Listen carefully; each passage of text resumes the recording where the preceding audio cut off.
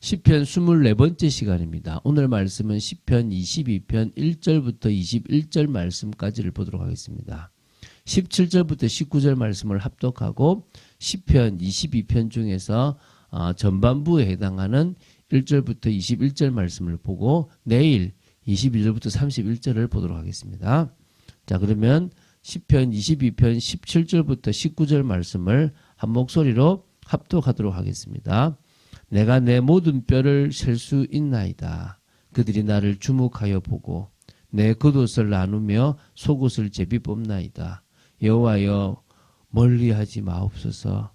나의 힘이시여 속히 나를 도우소서. 자, 오늘 시편 22편을 봅니다. 시편 22편이 좀 내용도 길고요. 그러니까 뭐 그렇게 많이 길지는 않지만 조금 길고 또 사실 안에 들어있는 내용의 깊이가 좀 많기 때문에 다뤄야 될 것들이 오늘 전반부라고 할 수 있는 1절부터 21절을 볼 거고요. 내일 22절부터 31절까지를 봐서 시편 22편 한 편을 다 보도록 하겠습니다. 이 시편 22편은요. 1차적으로는 원수들로부터 부당한 핍박을 당한 다윗이 그 찢어지는 듯한 영육 간의 고통과 비통한 심정을 하나님 앞에 토로하면서 여호와 하나님께 자신을 구원해 달라고 호소하는 그런 개인 비탄시라고 볼 수 있습니다. 근데 또 이게 시 성격이 개인 비탄시지만 또 하나가 뭐냐면 이게 궁극적으로는 끝으로는 뭐냐면 다윗의 그러한 개인적인 고통의 토로와 구원의 호소를 통하여 다윗이 예표하는 분으로서 바로 성자 하나님이셨으나 택한 백성들의 대속을 위해서 성육신 하셔서 이 세상의 악한 세력에 의해서 온갖 박해를 다 받으시다가 마지막에는 십자가형까지 받으신 예수 그리스도의 그 고난을 예표한 예언한 메시아 예언입니다. 그래서 1절에도 그렇고 또 이 18절에도 보면은 예수님께서 하셨던 이야기가 나와요. 그래서 그게 지금 이 지금 예수님이 하셨던 이야기와 예수님이 그 보셔서 그 당시 예수님이 십자가에 못 박히셨을 때 그 로마 군병들이 예수님의 옷을 제비 뽑는 이야기를 지금 기록하고 있습니다. 그러니까 이 정도로 그러니까 한마디로 다윗은 고통의 순간이었는데 그 고통의 순간을 기도하는 중에 아마 특별한 환상을 체험하지 않았나 싶어요. 그 환상을 통하여 결국은 이 메시아 시까지 이렇게 예언 시까지 기록했다고 보시면 되겠습니다. 시편에는 총 7편의 메시아 예언 시가 나옵니다. 그게 2편, 16편, 22편, 24편, 45편, 72편, 110편 이렇게 7편인데요. 이 메시아 예언 시는 1차적으로는 다윗이나 기타 하나님의 사람들이 자신들의 체험에서 우러나온 신앙의 교감을 노래했다라고 볼 수 있고요.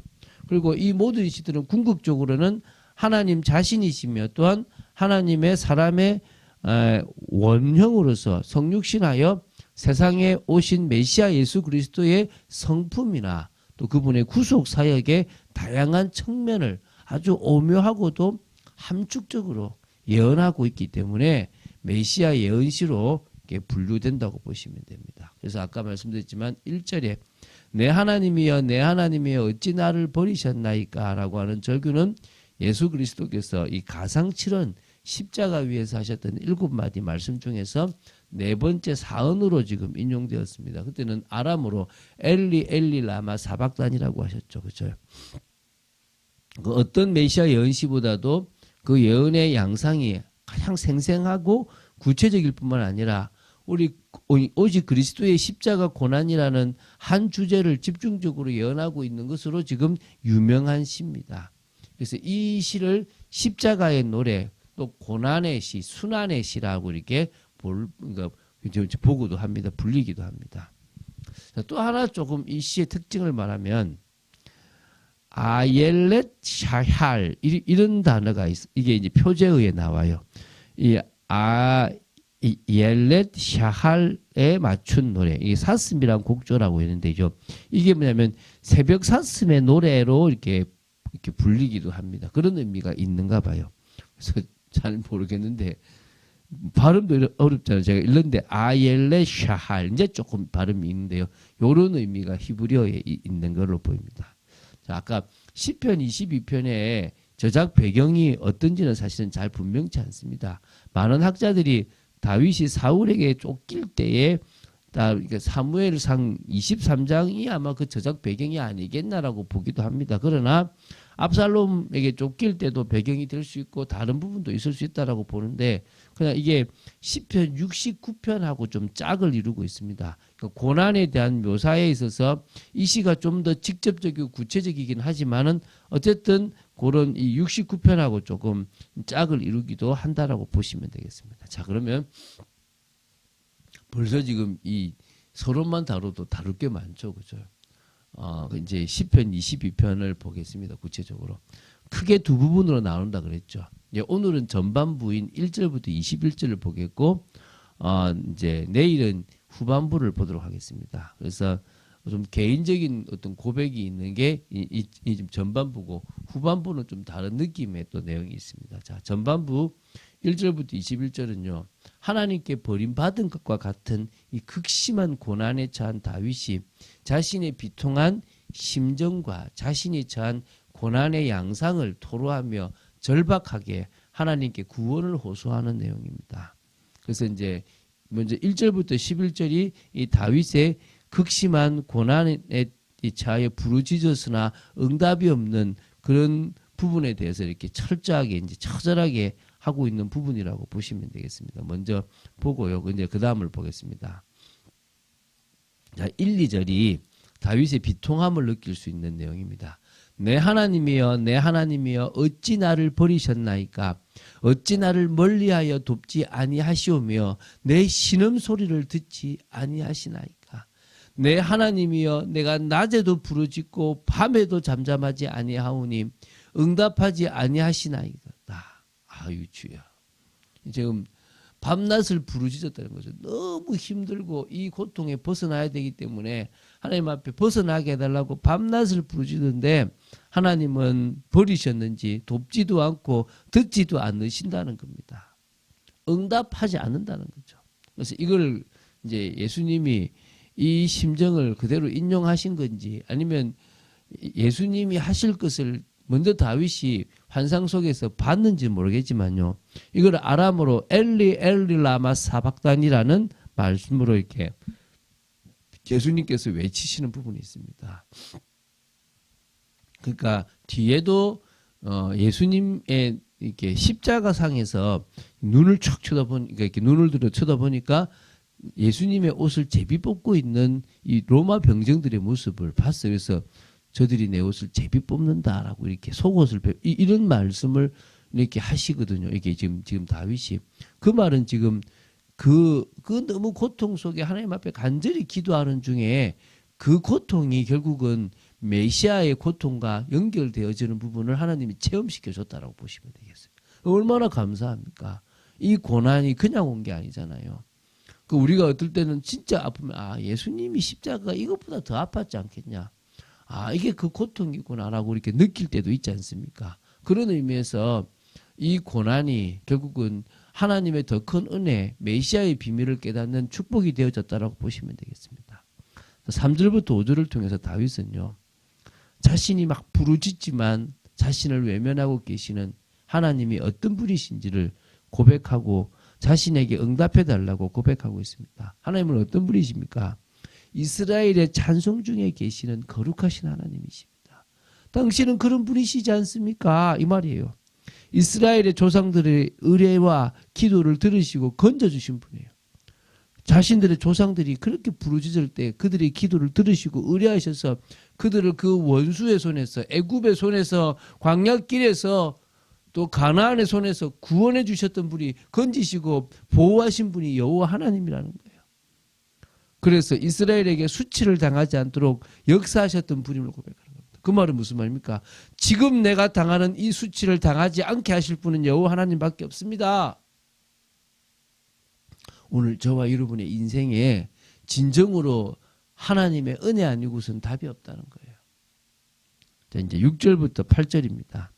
자신의 비참한 상황을 표현하고 있습니다. 나는 벌레요 사람이 아니라 사람의 비방거리요 백성의 조롱거리니이다. 나를 보는 자는 다 나를 비웃으며 입술을 삐죽거리며 머리를 흔들며 말하되 그가 여호와께 의탁하니 구원하실걸 그를 기뻐하시니 건지실걸 하나이다. 지금 주위 사람들이 비웃고 있다는 거예요. 그 비웃음 소리가 들리는데 너무너무 힘들다는 겁니다. 그러나 다윗은요 9절부터 11절을 통해서 자신에게 그 주님께서 자신을 모태에 나오게 하셨고 젖을 먹을 때부터 자신은 주님을 의지할 수 있도록 역사해 주셨다는 것입니다. 그러므로 주는 나의 하나님이 되셨나이다라고 지금 고백하고 있는 거예요. 11절에는 그래서 나를 멀리하지 마옵소서. 환난이 가까우나 도울 자는 없나이다. 그래서 누가 도와주셔야 됩니까? 당신이 나를 도와주셔야 됩니다. 왜? 당신이 나의 주님이시니까. 그 고백을 지금 하고 있습니다. 그래서 지금 그리고 이제 12절부터 21절을 보겠습니다. 이 원수들을요 황소나 사자나 개 등에 비유하면서 그들에게 둘러싸여 당하는 고난, 이 고통에 대해서 절규하는 내용입니다. 이 다윗을 괴롭히고 공격하는 대적이 너무나 강하기 때문에 다윗에게는요 많은 황소처럼 이 바산의 힘센 소처럼 부르짖는 사자처럼 자기를 물어뜯으려고 준비하고 있는 개들처럼 또 자기를 죽이려고 하는 악한 무리처럼 느껴진 겁니다. 자기를 애워쌌고 둘러쌌기 때문에 두렵고 그들이 입을 벌려서 찢는 그런 공격을 하는 것 같고요. 그 악한 무리가 다윗 자신을 둘러 수족을 막 찌르는 그런 것을 지금 느끼고 있는 겁니다. 그래서 14, 15절에 자신의 상태를 고백합니다. 나는 물같이 쏟아졌으며 내 모든 뼈는 어그러졌으며 내 마음은 밀랍 같아서 내 속에서 녹았으며 내 힘이 말라 질그릇 조각 같고 내 혀가 입천장에 붙었나이다. 주께서 또 나를 죽음의 진토 속에 두셨나이다. 고통 속에 있습니다. 입천장이 붙고 막 뼈가 으스러졌어요. 나중에는 그래서 보십시오. 17절에 내가 내 모든 뼈를 셀 수 있나이다. 다 뼈 부러졌으니까 지금 그들이 나를 주목하여 보고 내 겉옷을 나누며 속옷을 제비 뽑나이다. 이게 지금요 자신의 고통이 체험되어지고 그게 너무너무 힘든데 마침 그때 하나님이 환상을 보여주셔가지고 예수님이 십자가에 달려있는 것과 같은 그런 모습으로 뭘 보고 있습니까? 제비 뽑는 모습, 옷을 나누는 모습들을 보고 있는 거예요. 이게 지금 그 고통 속에서요 하나님은 앞으로 당할 예수 그리스도의 그 고통과 연결시켜 주신 거예요. 그걸 지금 너무 감사함으로 시를 쓰고 있는 거예요. 19절부터 21절을 통해서 다윗은 하나님의 구원을 간절히 간구하였습니다. 여호와여 멀리하지 마옵소서. 나의 힘이시여 속히 나를 도우소서. 내 생명을 칼에서 건지시며 내 유일한 것을 개의 세력에서 구하소서. 나를 사자의 입에서 구하소서. 주께서 내게 응답하시고 들소의 뿔에서 구원하셨나이다.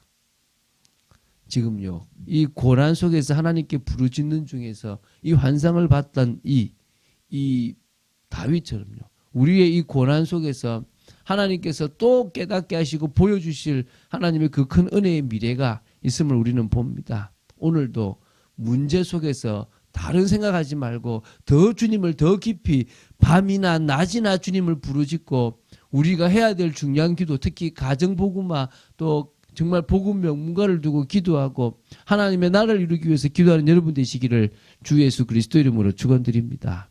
주는 그리스도시요 살아계신 하나님의 아들이심을 고백합니다.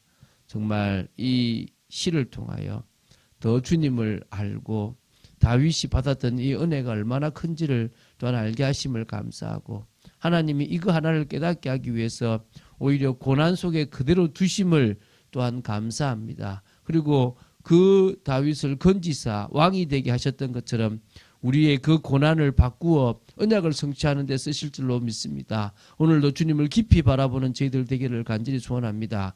역사하여 주시옵소서. 주 예수 그리스도 이름으로 기도드립니다. 아멘.